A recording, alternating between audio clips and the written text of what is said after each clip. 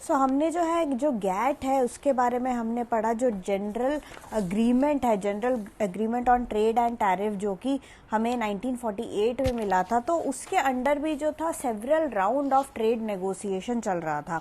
काफ़ी सारे जो है डिफरेंट तरीके के राउंड्स वगैरह चले, बहुत सारा डिस्कशन वगैरह हुआ और इसी में जो है ट्रेड नेगोशिएशंस हो रहे थे कि ट्रेड नेगोशिएशन किस हिसाब से होना है, क्या होना है। और ऐसे ही जो है डिफरेंट 4 साल तक जो है ऐसे राउंड्स चलते रहे। और जो आपका 8th और 9th राउंड है, 8th और 9th round is also known as the Uruguay round. So आज के सेशन में हम उरुग्वे राउंड ऑफ नेगोशिएशंस के बारे में देखेंगे कि भाई यहाँ पे हुआ क्या था। जो आपका 8th और जो लास्ट राउंड था, 9th वाला नहीं, 8th and the last round. So जो आपका जो एंड वाले राउंड थे वो उरुग्वे राउंड बोलते हैं हम उसको, वो इसलिए क्योंकि वो उरुग्वे नाम के जो है एक छोटे से शहर में हुआ था। एंड ये राउंड आपका चला था सितंबर 1986 से लेकर दिसंबर 1993 तक। ओके, सो इस दौरान जो है हमको जो है ये उरुग्वे राउंड ऑफ नेगोशिएशन मिला। अब इसमें और गैट के डिस्कशंस में जो है डिफरेंस क्या था मेनली, देखो गैट के जो भी मेन कंसर्न्स थे उसमें मेन फोकस यही था कि जो टैरिफ और नॉन टैरिफ बैरियर है उसको हम किसी भी तरीके से जो है हटा दें, किसी भी तरीके से या तो आप कम करो या तो आप उसको हटाओ। तो वो जो था इनका जो है मेन फोकस वो वहां पे था। बट उरुग्वे राउंड के चलते ही वो जो राउंड हुआ तो ये जो स्कोप ऑफ नेगोशिएशन है वो थोड़ा ज्यादा बढ़ गया और वहां पे जो है लिबरलाइजेशन ट्रेड का करना, ट्रेड को लिबरलाइज करना और इंटेलेक्चुअल प्रॉपर्टी राइट्स के बारे में, इंटेलेक्चुअल प्रॉपर्टी राइट्स जो है उसके बारे में बात यहाँ पे छेड़ा गया। और जो ट्रेड में इन्वेस्टमेंट्स होते हैं इन टॉपिक्स पे भी जो है इन राउंड्स में बात की गई। तो यहाँ पे अगर हम स्कोप की बात करें, ऑब्वियसली आप देखोगे कि स्कोप जो है उरुग्वे राउंड में ज्यादा था। वो इसलिए ज्यादा था क्योंकि डिफरेंट टॉपिक्स, जो फ्रेश टॉपिक्स थे, लिबरलाइजेशन जैसे टॉपिक्स, इंटेलेक्चुअल प्रॉपर्टी राइट्स जैसे टॉपिक, ये सारे टॉपिक्स जो है वो उसमें उरुग्वे राउंड में डिस्कस हुए थे।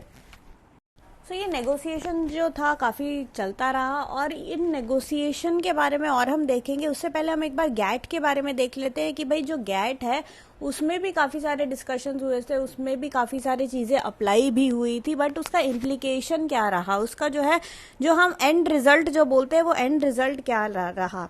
तो पहला तो जो मेन एंड रिजल्ट आपको जो देखने को मिला, जो विजिबल था, जो चीज़ विजिबल क्लियरली दिख रही थी, वो यही था कि भाई जो लिबरलाइजेशन है वो फुल फॉर्म में चल रहा था। लिबरलाइजेशन ऑफ ट्रेड जो है 1950 से लेकर 1973 का ये जो दौर है इसमें बहुत अच्छी तरीके से जो है सारे कंट्रीज में जो है लिबरलाइजेशन चल रहा था। वेल हम इंडिया को यहाँ पे छोड़ देंगे क्योंकि इंडिया में अलग ही सीन चल रहा था। ओके, सो बाकी कंट्रीज की बात हम यहाँ पे कर रहे हैं। 1950 से 1973 तक लिबरलाइजेशन हर जगह चल रहा था।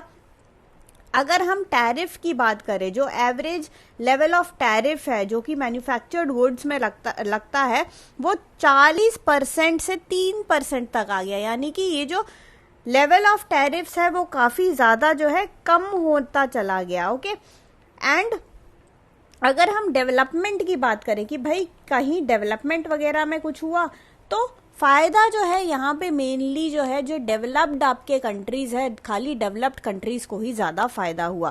तो डेवलपिंग कंट्रीज को उतना फायदा नहीं हुआ क्योंकि डेवलपिंग कंट्रीज में देखो ऑलरेडी जो है काफी रिस्ट्रिक्शंस उनके लगे ही थे, वो छोटे कंट्रीज हैं।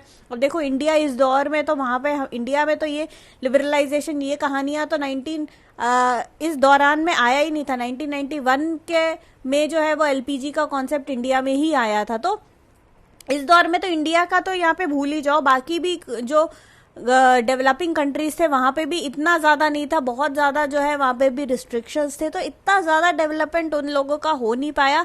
एंड मेन डेवलपमेंट जो है किसका हुआ, मेन डेवलपमेंट आपको मेन फायदा यहाँ पे हुआ डेवलप्ड नेशंस को। डेवलप्ड नेशंस का फायदा जो है बहुत ही ज्यादा हुआ एंड इसका इम्पैक्ट फेवरेबल नहीं था अगर हम डेवलपिंग कंट्रीज की बात करें तो। ट्रेड इन एग्रीकल्चर वगैरह की बात करें, वो भी उसका भी जो है इतना ज्यादा प्रोग्रेस आपको जो है नहीं दिखेगा।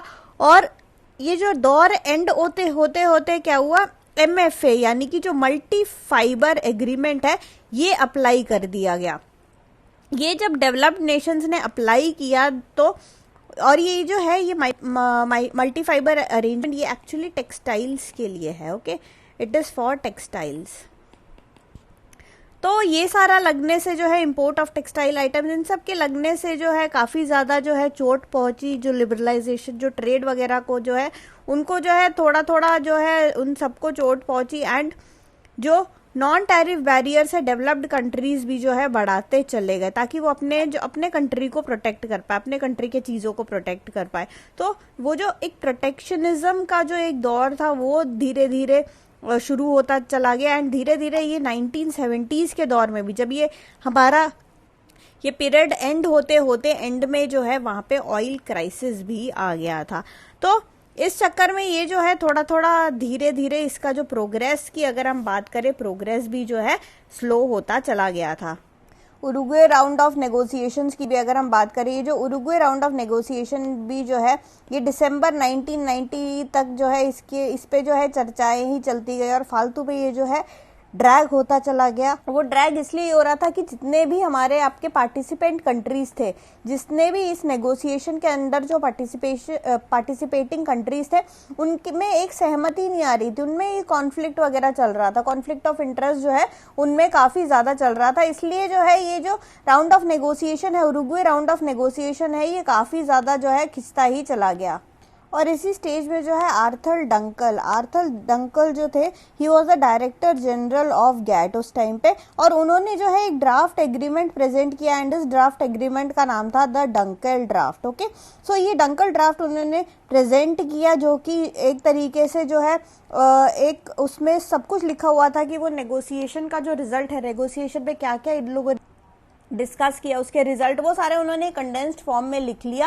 एंड इसी पे जो है, इसी ड्राफ्ट पे जो है चर्चा करते गए सारे लोग। एंड यही जो है हमारा बेसिस बना इंटरनेशनल ट्रेड अकॉर्ड का, जो कि 125 नेशन ने साइन किया था इन द ईयर 1994। 15 अप्रैल 1994 को जो है 125 मिनिस्टर्स, 125 नेशंस के मिनिस्टर्स ने इसको साइन किया। एंड ये जो है हमारा बेस बन गया। एंड इसी के चलते जो है हमारा आगे वर्ल्ड ट्रेड ऑर्गेनाइजेशन के बारे में हम जो पढ़ते हैं, ये world trade organisation it was established formally. So इसको एक इंटरनेशनल ऑर्गेनाइजेशन का स्टेटस मिला और वर्ल्ड ट्रेड ऑर्गेनाइजेशन फॉर्म हुआ। एंड अगर हम 2001 की बात करें, बाय 2001 ये जो वर्ल्ड ट्रेड ऑर्गेनाइजेशन में जो है 144 मेंबर नेशंस थे, ओके। सो 2001 में वी हैड अबाउट 144 नेशंस, जिसमें कि चाइना, ताइवान, ऐसे करके ये सारे कंट्रीज भी जो थे ये इंक्लूडेड थे।